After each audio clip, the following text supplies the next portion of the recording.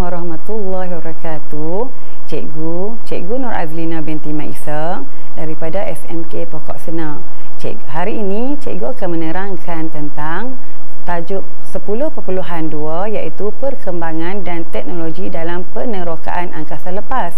Hari ini cikgu akan menerangkan tentang roket. Baik murid-murid, hari ini kita akan belajar tentang roket. Pertama sekali, apa itu roket? Roket ini ialah kenderaan yang digerakkan oleh daya tujahan. Apa itu daya tujahan?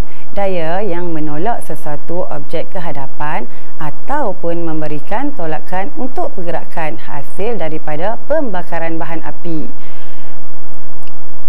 Contohnya, kalau kita picit belon dan lepaskan, belon itu akan terbang sama ada daya yang menolaknya ke hadapan. Begitulah juga roket.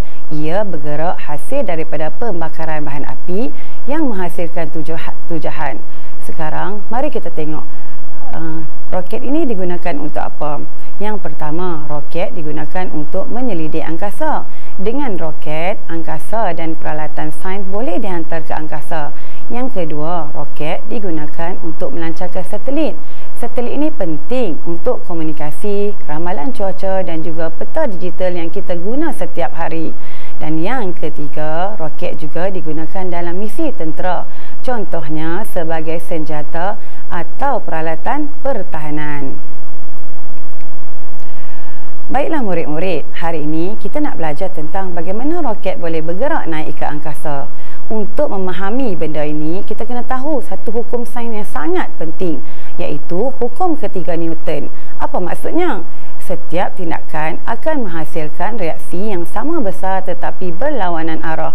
Contohnya, kita menolak dinding. Dinding itu juga sebenarnya memberi daya yang semula ke tangan kita. Begitu juga dengan roket.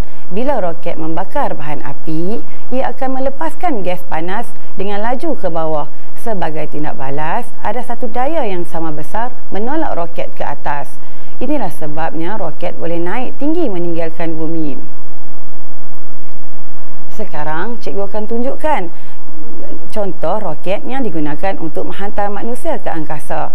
Contohnya seperti Vostok K, Redstone, Atlas dan juga STS. Ada banyak lagi contoh roket yang membawa manusia ke angkasa lepas. Okey, sekarang cikgu akan menerangkan tentang komponen utama roket. Sebenarnya roket mengandungi 4 komponen utama, iaitu yang pertama, kepala roket. Di bahagian kepala ini biasanya ada muatan. Muatan ini boleh jadi satelit, kapsul angkasawan ataupun peralatan sains. Kepala roket penting sebab di sinilah tujuan utama misi dibawa. Kedua, badan roket. Badan roket ini kita panggil sebagai struktur utama.